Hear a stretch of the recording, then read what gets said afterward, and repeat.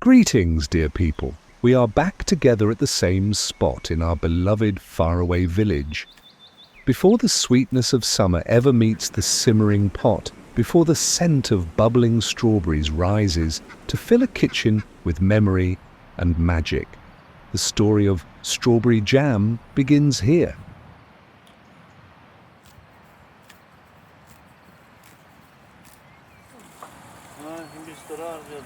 In Faraway village, the rhythm of the day starts with feeding the animals, calves nudging their noses into pails, chickens rustling impatiently, goats calling out in chorus. There's a kind of music in this routine, one played not with notes, but with hooves, beaks, and the soft scrape of hay.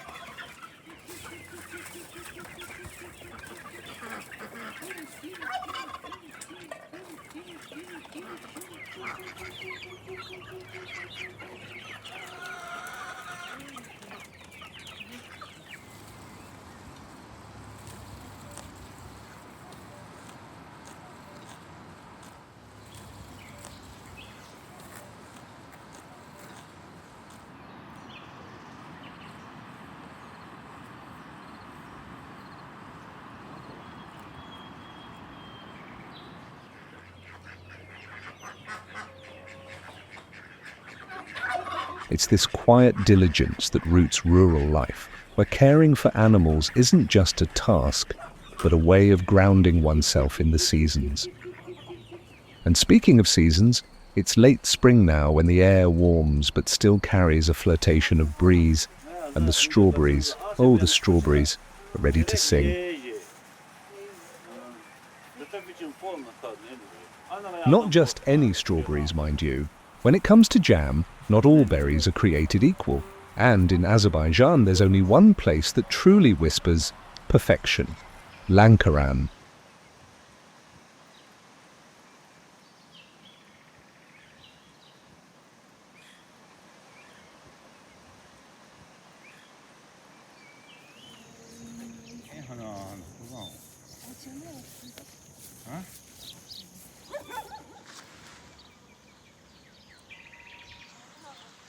Nestled between the Caspian Sea and the lush Talish Mountains, Lankaran boasts a unique microclimate, humid, rich and temperate, ideal for growing the most fragrant, ruby-red strawberries imaginable.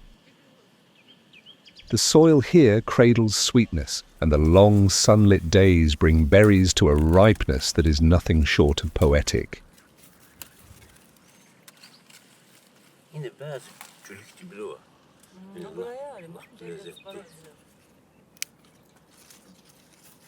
One does not simply pick strawberries in Lankaran.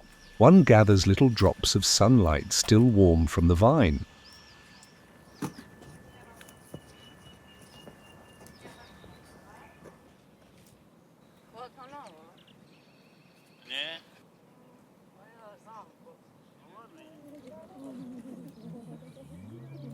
Knowing when a strawberry is ready to be picked is an art as much as a science.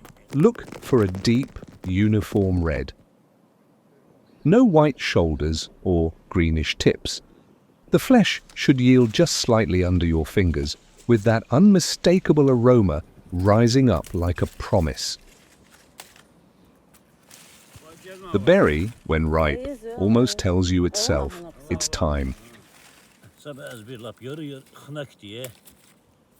If these strawberries got you spreading smiles, give us a like and subscribe, because life's just sweeter when we're cooking together.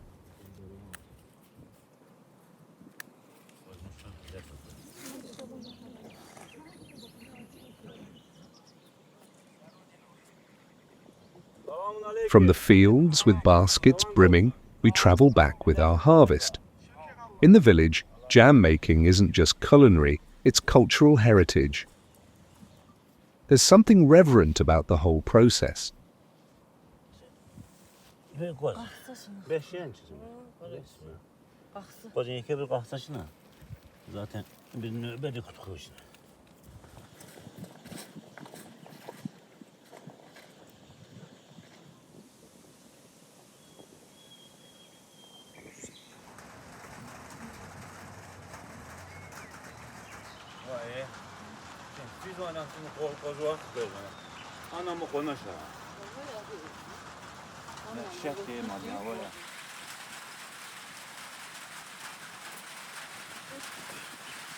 People gather together and bring pots that have simmered over decades, wooden spoons polished smooth from use.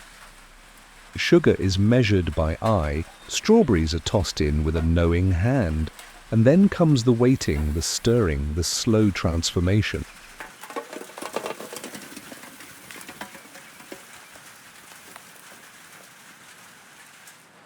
Time does not hurry here. It thickens, sweetens, reduces, just like the jam itself.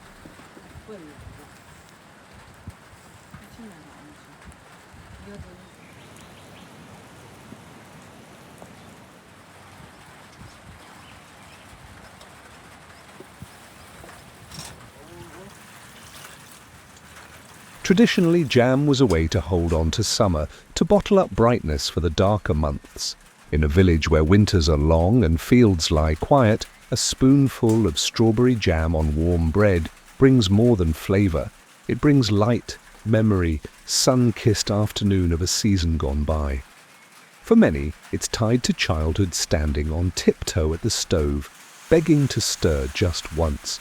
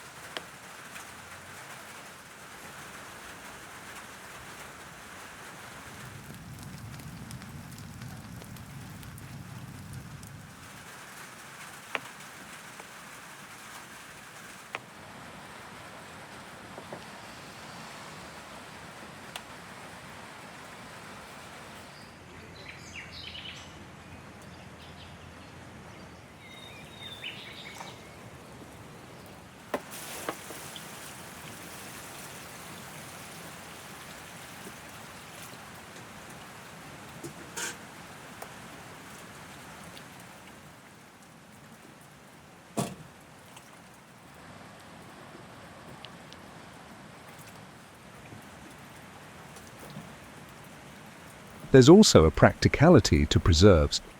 In rural homes where self-sufficiency isn't a lifestyle trend but a necessity, jars line shelves like trophies of foresight. Every jar is a little act of defiance against scarcity, a quiet declaration that abundance can be made to last.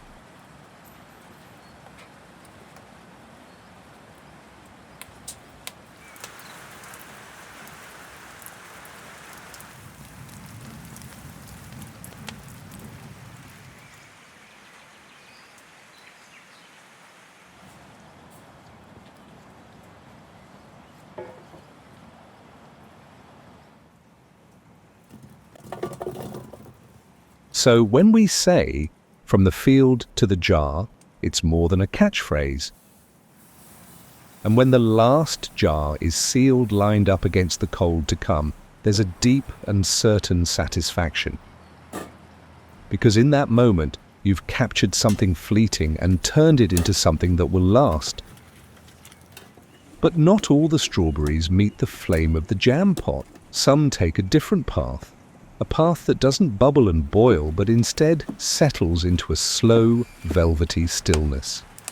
These strawberries become pastilla, a fruit leather so light and fragrant it feels like summer, was pressed into a page.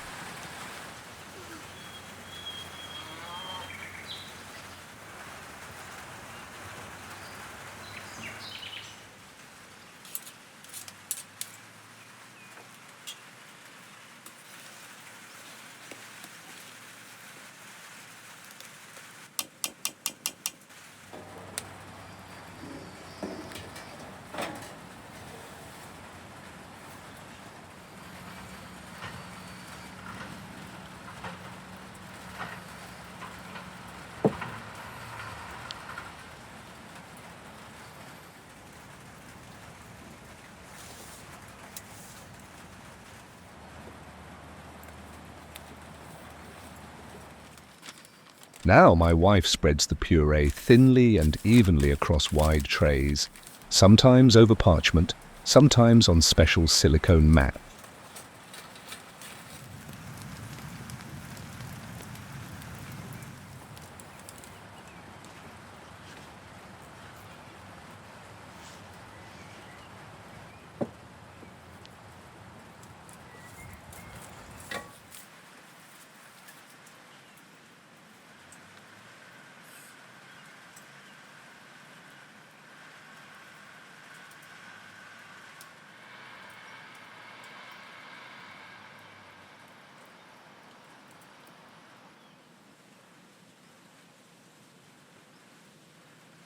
Once it's ready, firm, pliable and dry to the touch but still soft within, it peels off the tray in one satisfying sheet. It's then cut into strips, sometimes rolled like scrolls or layered into tidy stacks.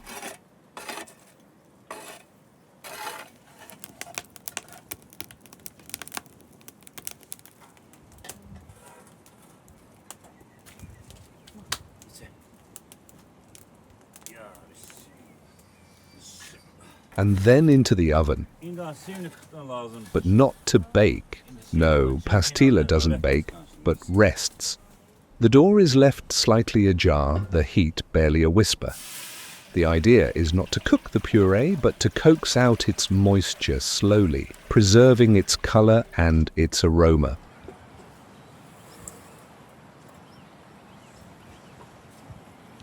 This step is called maceration. The berries are layered with sugar in a wide copper or enamel pot and left to sit for hours, sometimes overnight. During this waiting, the sugar draws out the juice, coaxing the strawberries into releasing their own syrup.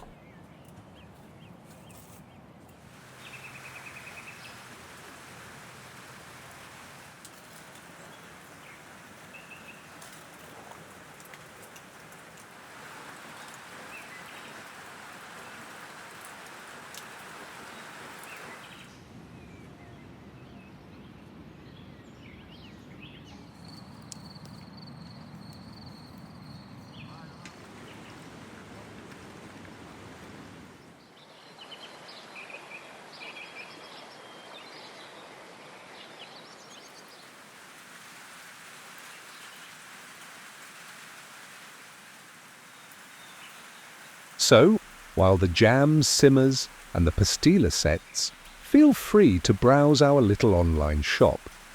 You'll find hand-forged knives sharp enough to glide through lamb-like butter, and woolen socks lovingly woven by my wife, thick, warm, and laced with the scent of mountain air.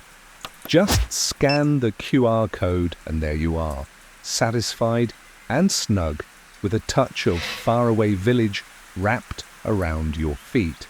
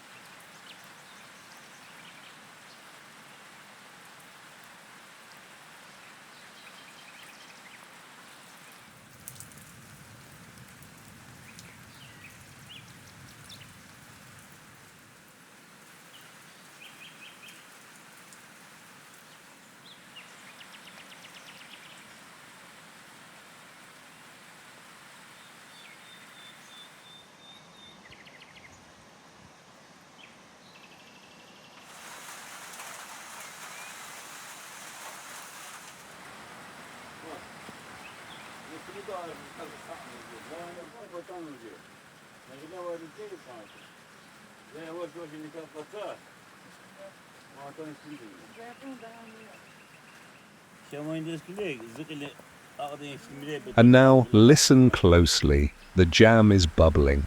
The strawberries, once firm and bright, have surrendered themselves completely, melted into a ruby red sea.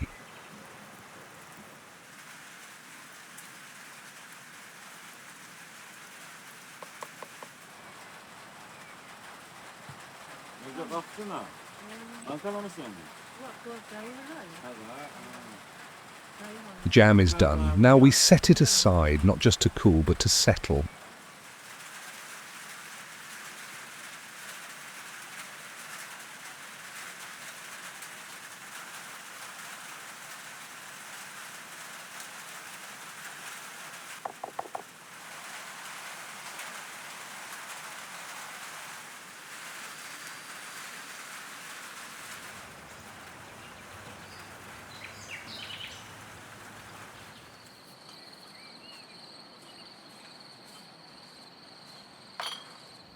Carefully, we ladle the jam into sterilized jars while it's still hot, allowing it to fill each one to the brim.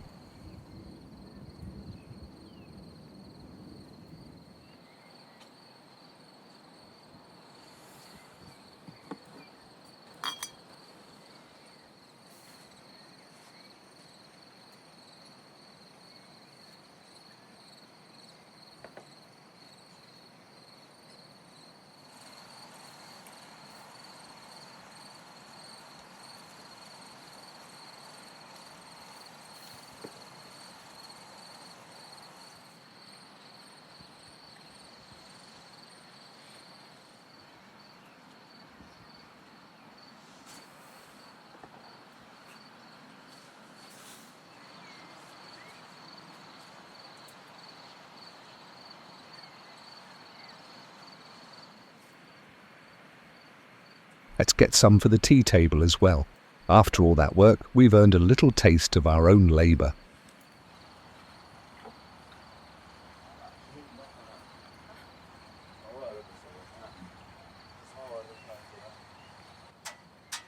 I'm lighting the samovar. Someone's got to do it after all.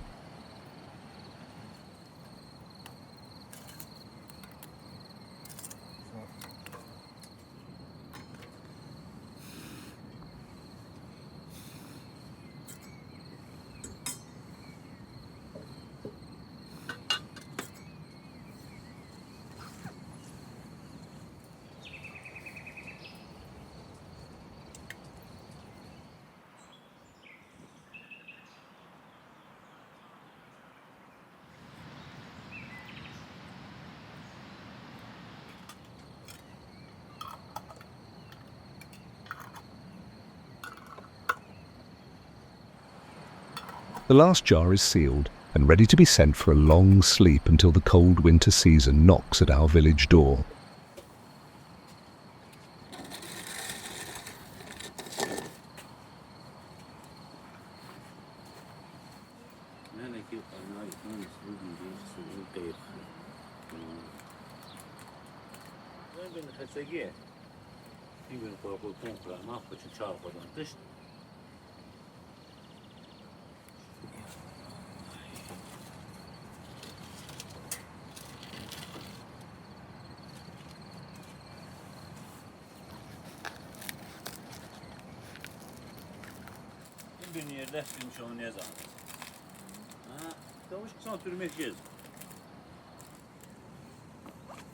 I can handle this much better.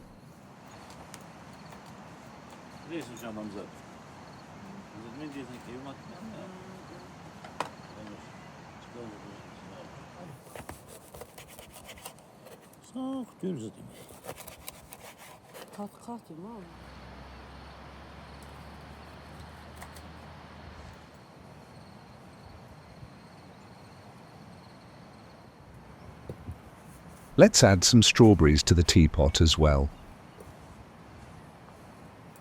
Today, the air smells like strawberries.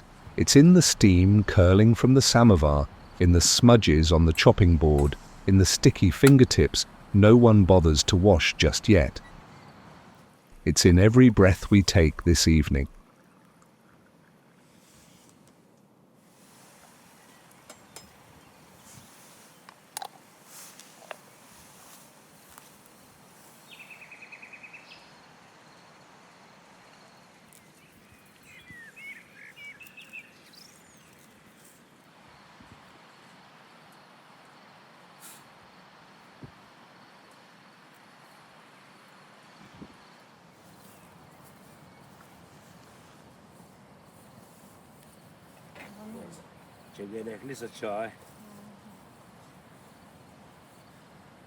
The tea table is set.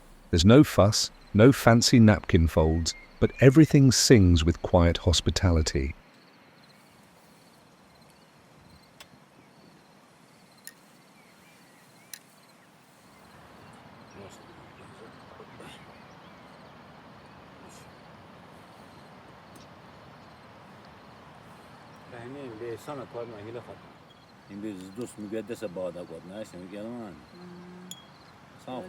It's pure strawberry, but deeper and more concentrated. You taste the fruit first, bright, tangy, sunlit, then comes that sweetness.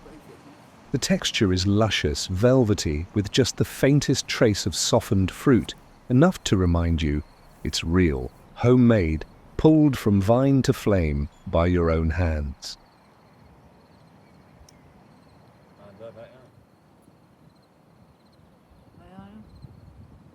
And just like that, the day comes to a close, not with a bang, but with a warm sip, a shared smile, and a spoonful of strawberry summer on your tongue.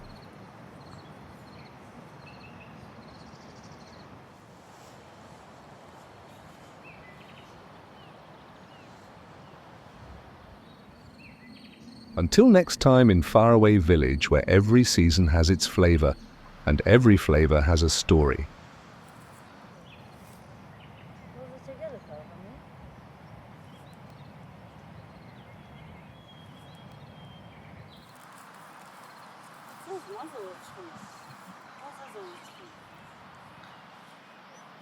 Was gaan ze gebeuren?